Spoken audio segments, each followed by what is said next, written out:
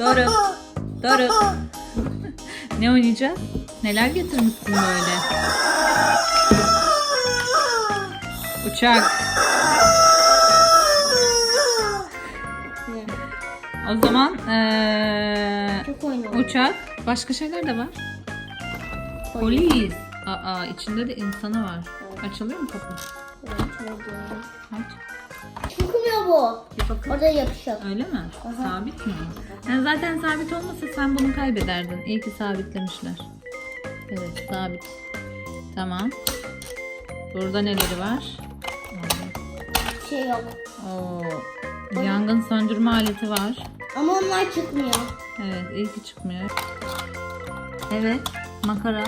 Bakayım. O mu çıkmıyor? Çıkmıyor. Hı? Orada bir tane. Orada da makara var.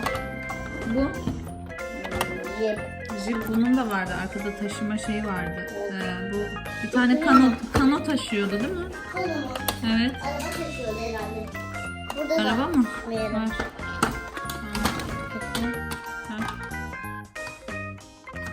Tamam. Ama bir şey taşısın. Böyle boş olmaz. Araba taşıyordu. Taşında araba. Ya bu gemi getirmişsin. Tara korsan gemisi. İyi tamam bu gemi oldu buna. Gemi olabilir. Başka bir şey. Ya yeter onu koy boş ver. Gel hadi bunlarla oynayalım. Gerek yok jet uçağına. Gemi iyi bence. Tamam ben Gel bırak onu. Onu bırak da gel. geliyorum.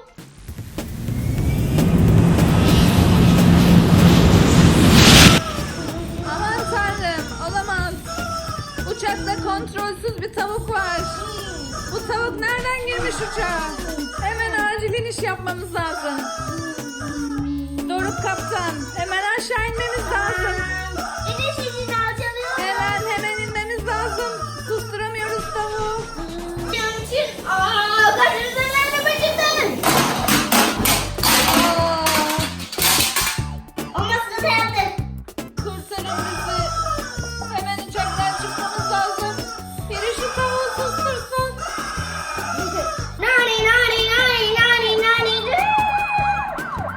Uçak alev almaya başlamış hemen söyleyeyim. Hemen yolcu ortağı yedim. Herkesi kurtardık mı? Hiç kimseyi unuttuk mu? Herkes kurtuldu ama bir tavuk vardı bir de. O nerede acaba? İşte orada gördüm. Gel Osmanlı. Sen tavuk. Tavuğu da kurtardık. Bir de devrilen arabaya bakalım. Hadi bakalım orada acaba ne oldu? Oradakiler, arabadakiler. Arabadan duman çıkıyor. Ben arabayı soğutmam lazım. Soğutalım hemen soğutalım. Oh. İçinde kaç kişi var acaba arabanın? 2. Hemen çıkaralım onları da. Bu tamam. Açtım. Tamam. Herkes kurtuldu mu? Evet. Tamam harika. Çok iyi iş çıkardın. Hadi ben gittim. Bye bye.